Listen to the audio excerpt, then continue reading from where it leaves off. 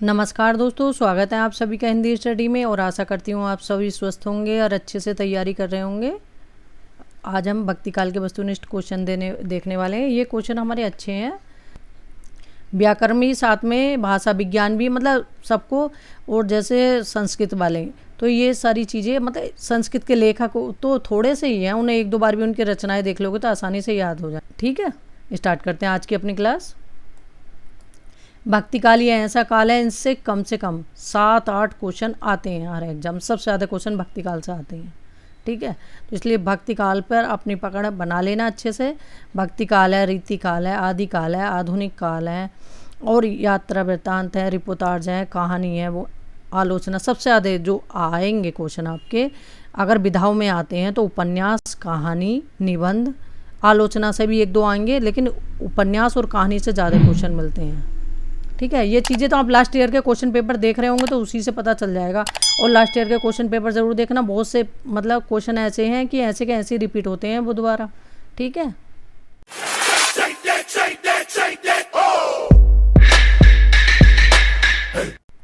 Start करते हैं।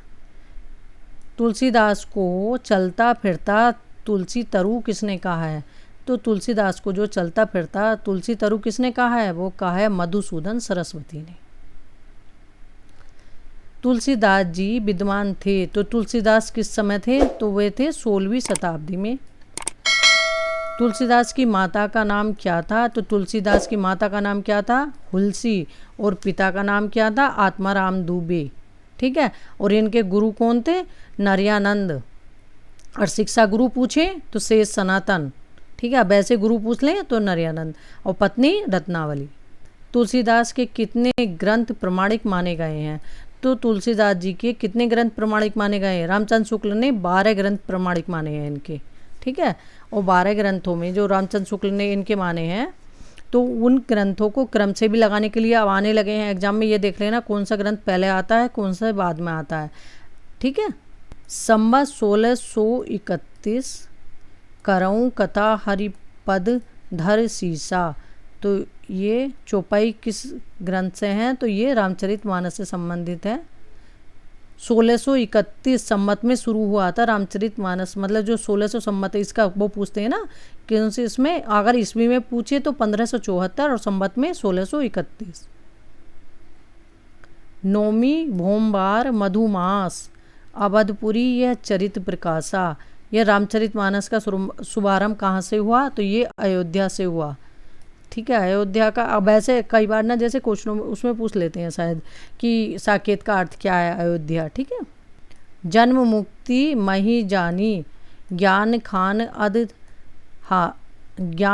अध हानि कर जहू बस शंभु भवानी सो काशी सही अकस नाई। किष्किंधा के मंगलाचरण में तुलसीदास ने किसका वर्णन किया है? तो ये वर्णन किया है काशी का। किष्किंधा कांड का कुछ जो कांड है वो काशी में भी लिखा गया है। और रामचरितमानस का सबसे बड़ा कांड है बाल कांड है, या सबसे छोटा कांड कौन सा है? किष्किंधा कांड है। और कलयुग का वर्णन उत्तर कांड में किया गया है। इसके रामचरितमानस के उत्तर कांड में कलयुग का वर्णन किया गया है। किष्किंधा से उत्तर कांड तक की रचना तुलसीदास ने कहाँ की थी? वो काशी में की थी। तुलसीदास की रामचरितमानस का रचना का आरंभ किया था, कब किया था? 1574 ईस्वी में। संवत में पूछे थे 1631। ठीक, और इसे लिखने में समय भी पूछ लेते हैं, 2 वर्ष 7 माह और 26 दिन। ठीक है,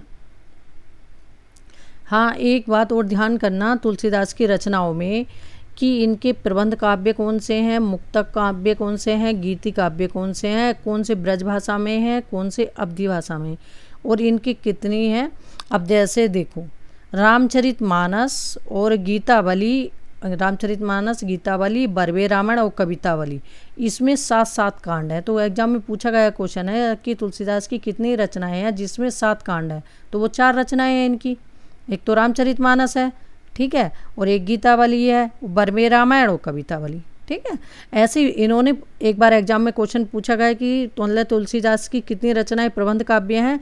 तो वो जो हैं 4, रामलला लच्छू, जानकी मंगल, पार्वती मंगल और रामचरितमानस। ठीक है, इस तरह से ये सब देख लेना, बारीकी से देखना। तुलसीदास जी, सूर, कबीर, तुलसी, इनकी रचनाओं को अच्छे से पूछना। प्रतिनिधि कवि हैं, चारों क्वेश्चन बनते हैं इनसे। आगे देखते हैं, भक्ति काल के किस कवि ने अपनी हिंदी की रचनाओं में संस्कृत की सभी शास्त्रीय परंपरा का निर्वहन किया है? तो वो किसने किया है? वो तुलसीदास जी ने किया है। तुलसीदास पे सबसे बड़ी कृपा किन की रही? रामचंद्र शुक्ल की, ठीक है। और कबीर को तो उन्होंने स्थान ही नहीं दिया, ठीक है।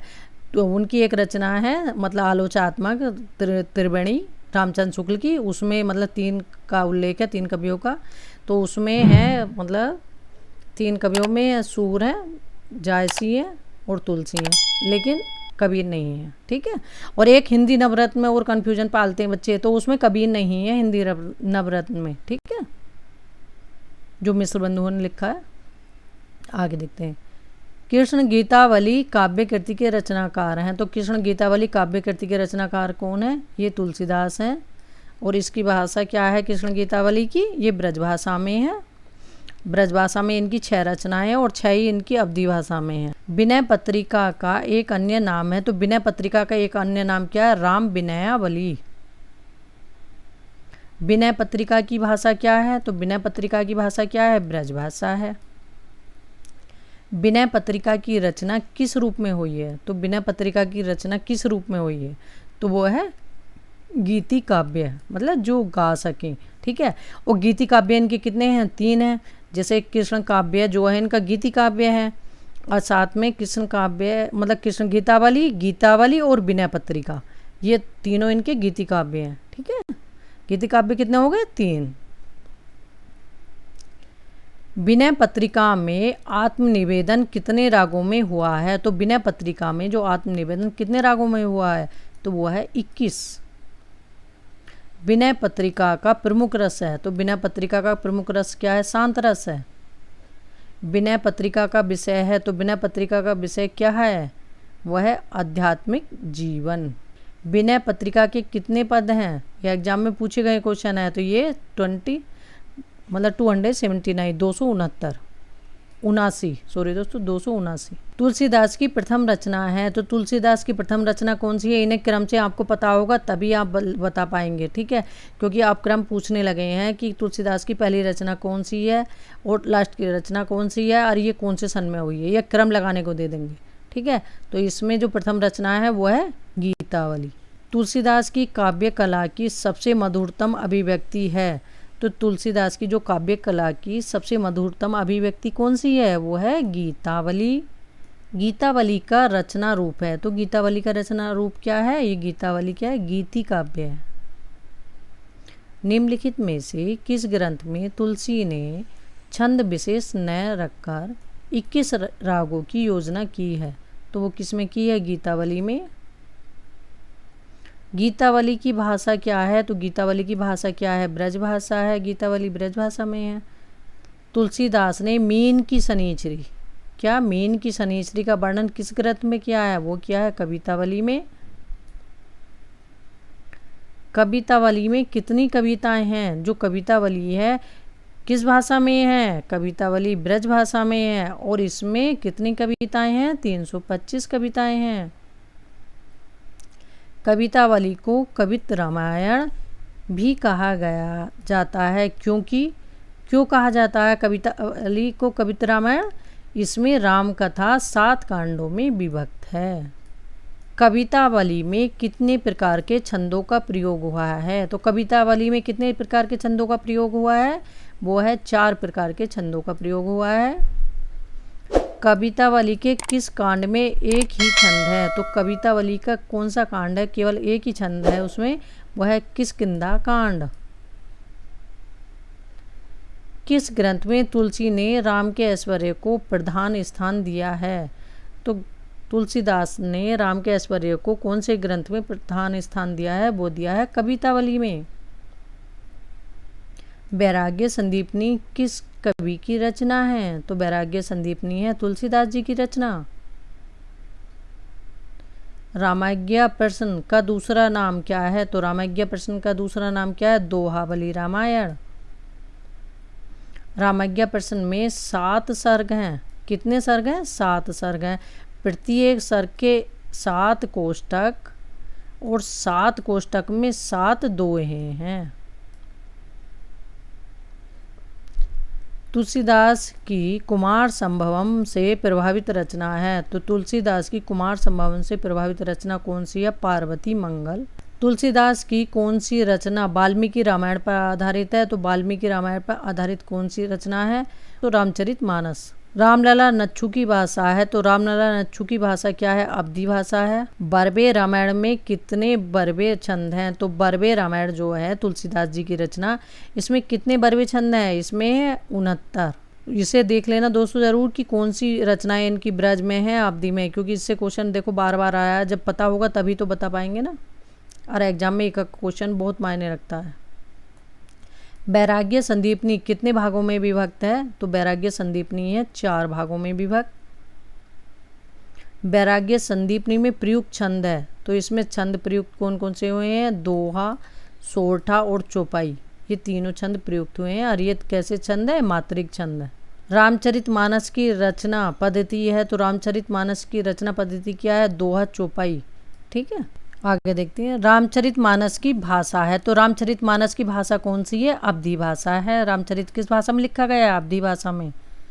रामचरितमानस को पूरा करने में तुलसीदास को कितना समय लगा? तो रामचरितमानस को पूरा करने में कितना समय लगा तुलसीदास जी को? 2 वर्ष 7 माह और 26 दिन। रामचरितमानस में कौन सा संवाद नहीं है? तो रामचरितमानस में कितने संवाद हैं? 4 संवाद हैं। उसमें से कौन सा संवाद नहीं है? राम सीता संवाद नहीं है। यहाँ तुलसी संत संवाद है। ठीक है, और शिव पार्वती संवाद और याज्ञवल्क्य भारद्वाज संवाद, काकभूषणिम गरुड़ संवाद। ठीक है, ये चारों रामचरितमानस के संवाद हैं। और उसमें सबसे शुरू मतलब शिव पार्वती संवाद से शुरुआत होती है। रामचरितमानस में कितने कांड हैं? तो रामचरितमानस में 7 कांड है। बहुत बार एग्जाम में पूछा गया है। और इनकी जो ये क्वेश्चन और पूछा जाता है कि इन्होंने कलिकाल से मुक्ति पाने के लिए कौन सी रचना रची थी? तो वो विनय पत्रिका थी। और जो मतलब शारीरिक पीड़ा से मुक्ति पाने के हेतु जो रचना लिखी थी वो थी हनुमान भक्ति। रामचरितमानस के कांड का सही अनुक्रम है। तो रामचरितमानस में कितने कांड हैं? 7, वो हम देख चुके हैं। वो कौन कौन से हैं?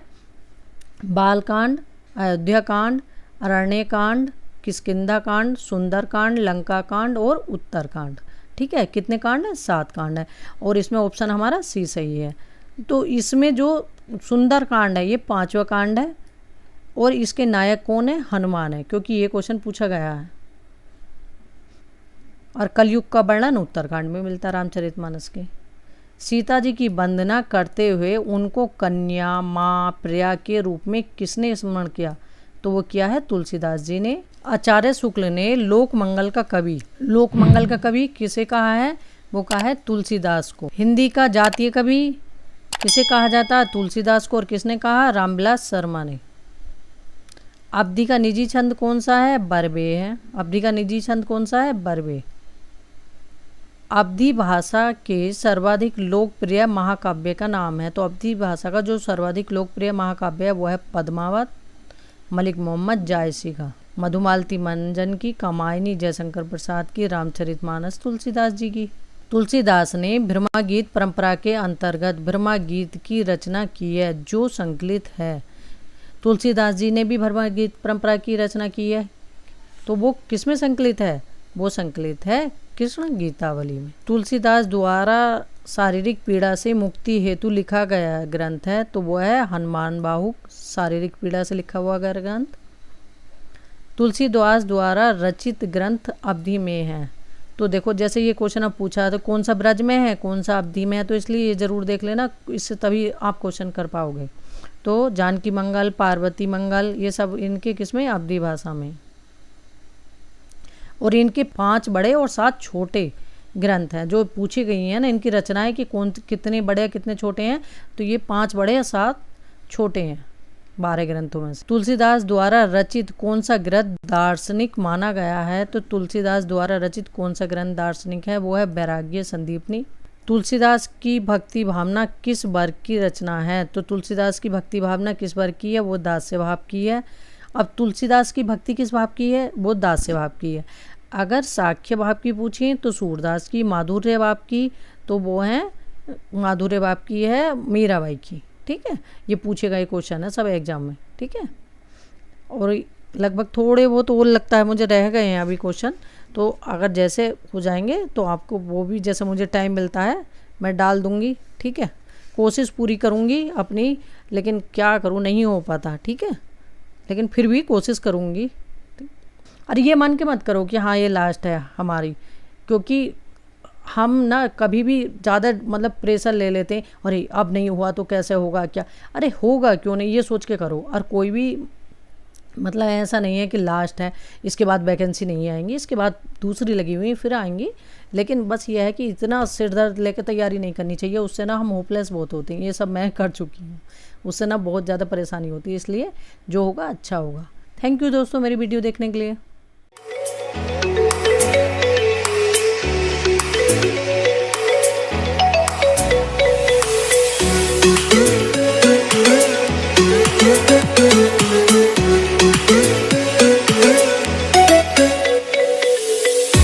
We'll be right back.